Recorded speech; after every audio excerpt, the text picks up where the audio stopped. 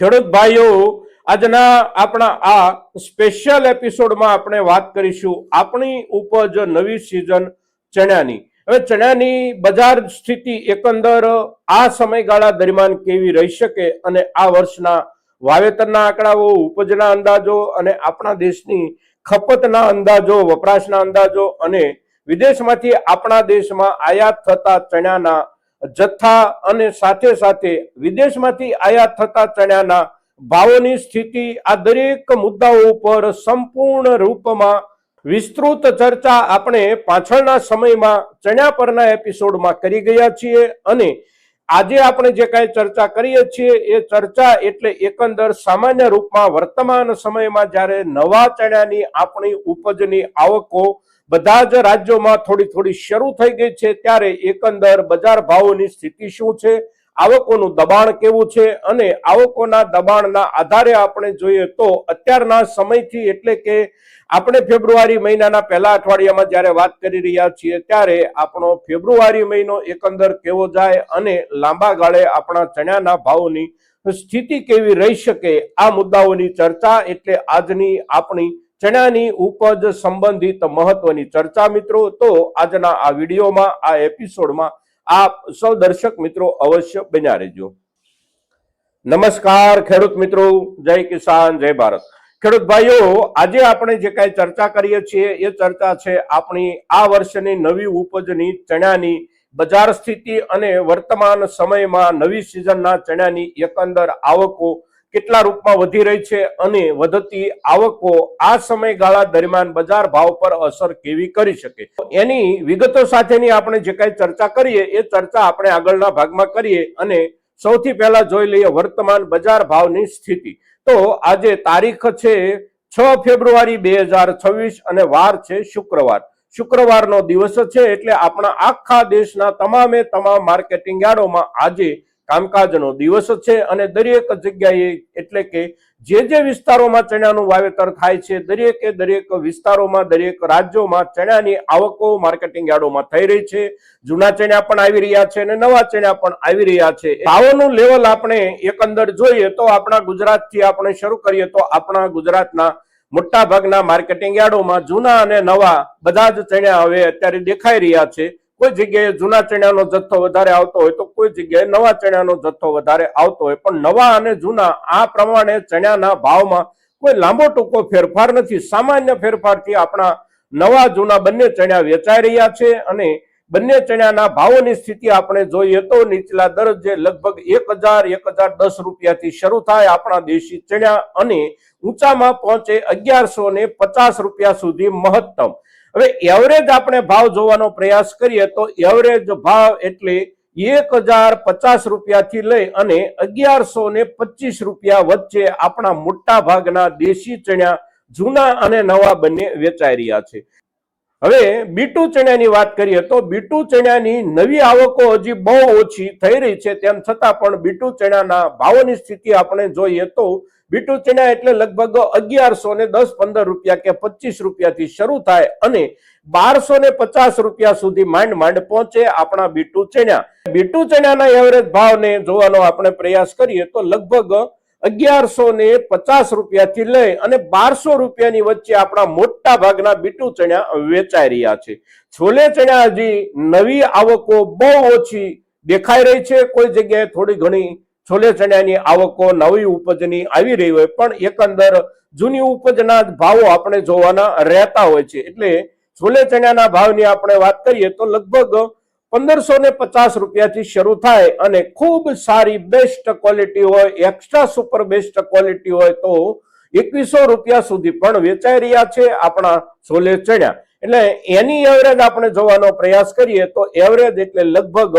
1650 રૂપિયાથી લઈ અને 1850 રૂપિયાની વચ્ચે એની એવરેજ આપણે ગણવી જોઈએ છોલે ચણાની. હવે આ પ્રમાણે આપણા ત્રણેય વર્ગના ચણાઓના ભાવોની સ્થિતિ આ પ્રમાણે અત્યારના દિવસોમાં છે. હવે આવકની આપણે વાત કરીએ તો એકંદર આપણે જોઈએ તો આપણા શિયાળુ ઉપજના મોટા ભાગના જે કોઈ પાકો છે આ તમામ પાકોની સૌથી પહેલી નવી ઉપજની આવકો આપણા ગુજરાતમાં જ શરૂ થાય છે. બાકીના રાજ્યો આપણા કરતા કોઈ ઉપજમાં અઠવાડિયું પાછળ હોય, કોઈ ઉપજમાં 2 અઠવાડિયા પાછળ રહેતા હોય, તો કોઈ ઉપજમાં એનાથી થોડા વધારે પાછળ રહેતા હોય એવું બને છે. અને ચણામાં પણ સ્થિતિ એવી છે. આપણા ગુજરાતમાં ચણાની આવકો, નવી આવકો જે રીતે શરૂ થઈ ગઈ છે એ રૂપમાં હજી બાકીના રાજ્યોમાં દેખાતી નથી. બાકીના એટલે ખાસ કરીને આપણા મધ્ય ભારત અને ઉત્તર ભારતના રાજ્યો, જેમ કે મધ્યપ્રદેશ હોય, ઉત્તર પ્રદેશ હોય, રાજસ્થાન હોય, હરિયાણા, પંજાબ હોય, તો આ બધી જ જગ્યાએ નવા ચણાની આવકો અવશ્ય શરૂ થઈ છે. પણ એ આવકો હજી એકાદ અઠવાડિયાથી જ શરૂ થઈ છે અને આપણે ત્યાં લગભગ 2 અઠવાડિયાથી આવકો શરૂ થઈ ગઈ છે. અને આ અઠવાડિયું એટલે કે સોમવારથી લઈને આજ સુધીમાં આપણે જોઈએ તો આવકમાં ઠીક વધારો આપણા રાજ્યમાં થયો છે. સામે બાકીના રાજ્યોમાં હજી આવકો શરૂ થઈ છે આ અઠવાડિયાથી. પણ ત્યાં જે નવા ચણાની આવકો થઈ રહી છે એ નવા ચણાના ત્યાંના ભાવ, જૂના ચણાના ત્યાંના ભાવ અને આપણા ગુજરાતના નવા કે જૂના કોઈ પણ ચણાના ભાવમાં કોઈ જગ્યાએ ફરક નથી. સામાન્ય રૂપમાં આપણે જોઈએ તો માર્કેટિંગ યાર્ડોમાં થતી યાર્ડ દીઠ આવકો ઓછી વધતી હોય અને એ ઓછી વધતી આવકોની સામે ખરીદનારા વેપારીઓની પોતાની કોઈ વર્ગની થોડી ઘણી વધારે જરૂરિયાત હોય અને 5 રૂપિયા, 7 રૂપિયા કે 10 રૂપિયા એકના એક વર્ગમાં 2 માર્કેટિંગ યાર્ડો વચ્ચે ઓછો વધતો ભાવ મળતો હોય એવું બની શકે. પણ એ બજારનો ફેરફાર ન ગણાય. કોઈ પણ માર્કેટિંગ યાર્ડમાં આવતી આવક અને સામે ગ્રાહકની જરૂરિયાતના ધોરણે એવો ફેરફાર દરેક ઉપજમાં સામાન્ય રૂપમાં રહેતો હોય છે. એટલે ભાવોની સ્થિતિ આપણે આખા વિસ્તારની એટલે કે આપણા આખા ઉત્તર ભારત, મધ્ય ભારત, જેમાં આપણું ગુજરાત પણ સમાવિષ્ટ છે, આ દરેક વિસ્તારોમાં જૂના ચણા કહીએ કે નવા ચણા કહીએ, એવરેજ ભાવ આપણા દેશી ચણાનો લગભગ 1050 રૂપિયાથી લઈ અને 1100 કે 1125 ની વચ્ચે આપણે ગણવાનો. હવે આ પ્રમાણે ભાવોની આ જે સ્થિતિ છે એની સામે અત્યારના સમયમાં હવે પછીના દિવસોમાં આવકો વધવાની શક્યતાઓ અને સંભાવનાઓ કેટલી? તો આવનારા નજીકના દિવસોમાં એટલે કે આપણો આખો ફેબ્રુઆરી મહિનો અને આપણો આખો માર્ચ મહિનો એટલે આપણી ચણાની ઉપજની પીક સિઝન અને હવે પછી રોજે રોજ ચણાની આવકો દરેક જગ્યાએ વધતી જશે. અને આપણા નજીકના વિસ્તાર એટલે કે રાજસ્થાનના ખેડૂતોએ આ વર્ષે ચણાના વાવેતરમાં ખૂબ મોટો વધારો કર્યો છે. એટલે કે ગયા વર્ષની સરખામણીમાં લગભગ 18 થી લઈને 20% જેટલું ચણાનું વાવેતર રાજસ્થાનમાં વધ્યું છે. અને વધેલા વાવેતર પછી રાજસ્થાનના ચણાના વાવેતરનો રકબો આ વર્ષે 22 લાખ હેક્ટર જેટલો થઈ ગયો છે. એટલે રાજસ્થાનની આવકો થોડીક વિશેષ પ્રમાણમાં વધી શકે છે. આપણા ગુજરાતના વાવેતરના આંકડાઓ પાછળના એપિસોડમાં આપની સામે પ્રસ્તુત કર્યા છે. તેમ છતાં પણ આપણે એક વખત જોઈ લઈએ તો લગભગ 9 લાખ હેક્ટર વિસ્તારમાં આપણા રાજ્યમાં ચણાનું વાવેતર છે. ગયા વર્ષની સરખામણીમાં આપણા રાજ્યમાં લગભગ 8 થી 8.5% જેટલો વાવેતર વિસ્તારમાં વધારો પણ છે. અને એકંદર ઉત્પાદનની જે કાંઈ અંદાજિત જથ્થાની શક્યતાઓ છે એ શક્યતાઓ એટલે 10.5 લાખ ટન થી લઈ અને લગભગ 11 લાખ ટન મહત્તમ ચણા આપણા ગુજરાતમાં પાકે. એટલે આ પ્રમાણે વાવેતર વિસ્તાર આપણા ગુજરાતમાં વધ્યો છે, રાજસ્થાનમાં વધ્યો છે અને મધ્યપ્રદેશમાં પણ વધ્યો છે. ટોટલી જોઈએ તો સમગ્ર દેશમાં લગભગ 7% જેટલો વાવેતર વિસ્તાર વધ્યો છે. એટલે વધેલા વાવેતર વિસ્તારની અસર નીચે આવકો થોડી વધી શકે છે પીક સિઝન દરમિયાન. પણ એની સામે આપણી ચણાની જે કાંઈ જરૂરિયાત અને આપણી જે કાંઈ ખપત છે, આપણા દેશની પોતાની વાર્ષિક જરૂરિયાત, એના આંકડાઓ આપણે પાછળના સમયમાં જે કાંઈ આપની સામે રજૂ કર્યા છે એ આંકડાઓના ધોરણે ઉત્પાદનમાં વધારો થાય આ વર્ષમાં તો પણ આપણી એકંદર જરૂરિયાતની ઘટ તો અવશ્ય રહી જાય છે. અને એ જરૂરિયાતની રહેતી ઘટને પૂરવા માટે આયાતી ચણા અને પીળા વટાણા, હવે આયાતી ચણા અને પીળા વટાણાની આવકો આ સમયગાળા દરમિયાન એટલે કે આપણા નવા ચણા બજારમાં આવવાના શરૂ થઈ ગયા પછી હવેના 1.5 થી 2 મહિના દરમિયાન નવી આવકો આયાતી ઉપજના રૂપમાં કેટલી આવે છે એના આધારે આપણા નવા ચણાના બજાર ભાવ પર કોઈને કોઈ અસર પડી શકે છે. અત્યારના સમયે આપણે જોઈએ તો આપણા દેશના જે કાંઈ બંદરગાહો છે કે જ્યાં ઓસ્ટ્રેલિયાના ચણા આવતા હોય અને ત્યાં બંદરગાહો ઉપર સચવાયેલા રહેતા હોય એવા ચણાની જથ્થાની સ્થિતિ આપણે જોઈએ તો એકંદર હજી જથ્થો પૂરતા પ્રમાણમાં આયાતી ચણાનો જુદા જુદા બંદરો પર છે અને એની સામે પીળા વટાણાની જે કાંઈ આવકો થવાની હોય એ આવકો અને પીળા વટાણાનો જથ્થો આપણે પાછળની ચર્ચામાં આપની સામે જે રજૂ કર્યો એ પ્રમાણે પીળા વટાણાના ભાવોમાં થોડો વધારો બન્યો છે આ વર્ષમાં, એટલે એ વધારાની અસર નીચે પીળા વટાણાના જથ્થામાં અત્યારે થોડી ઘટ છે આયાતી જથ્થામાં, પણ આયાતી ચણાનો જથ્થો આપણા બંદરગાહો પર હજી પડેલો છે, એની સામે પીળા વટાણાનો જથ્થો પણ બંદરગાહો પર અત્યારે હજી પડેલો છે। હવે એ જે જથ્થો પડ્યો છે આયાતી ઉપજોનો, એ જથ્થો અવશ્ય બજાર પર ભાવોના રૂપમાં એક